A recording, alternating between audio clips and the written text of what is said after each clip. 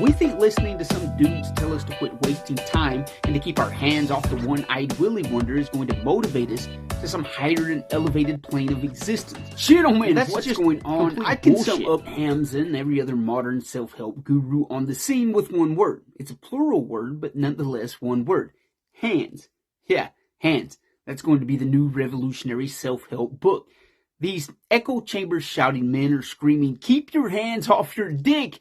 Keep your hands off your video games, put your hands on some self-help books, and put your hands on some fucking weights.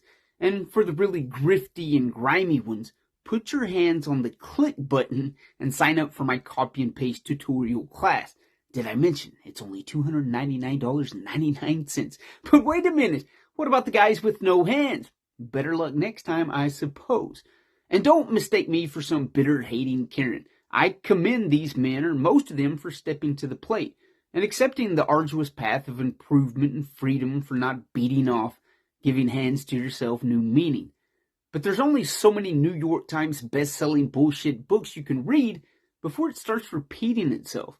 And for the common man, that constant drip of water to the forehead is not satisfying, but quite fucking annoying. Those men brave enough to enter the self-improvement arena at first are quenched by these nuggets of truths and drops of water. Because let's face it, there is truth in quitting the overindulgence of meaningless bullshit, aka gaming, whacking your lettuce, eating fucking 3 pounds of processed food a day, swiping through Tinder like that traditional woman you've dreamt up in your head is going to jump out and say, oh yeah, I'm a real woman and I bought into and spent time on this social media bullshit. You just had to dig for me. Gentlemen, we've enveloped ourselves in a cloud, and an illusory cloud at that, of shallow self-help nonsense. We think listening to some dudes tell us to quit wasting time and to keep our hands off the one-eyed willy wonder is going to motivate us to some higher and elevated plane of existence.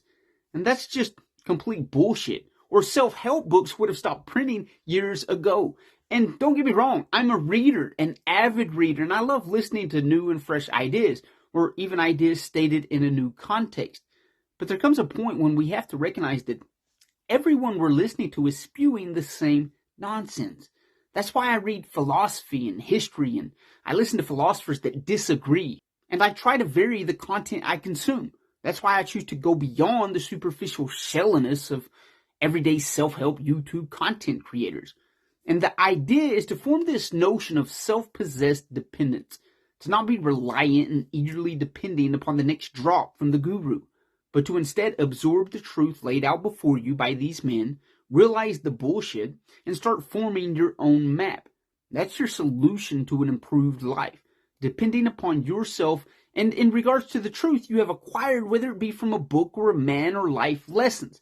I'd much rather read one book for the rest of my life, or live out one maxim, one truth, than to continually be enslaved by the dependency of some man's content. And yes, let us be refreshed and revitalized and motivated. Most of these men are great at doing this. But the question, and the hard question, are you worshiping the man or the truth that man is speaking to your inner man? Because one's going to make you that simp that the content creator wants you to be, and the other's going to make you that man that you were supposed to be. We should worship nothing but the truth, and for God's sake, keep your hands off your dick, or at least while you're watching self-help videos or my video. Love and respect, gentlemen. You guys will hear from me next episode.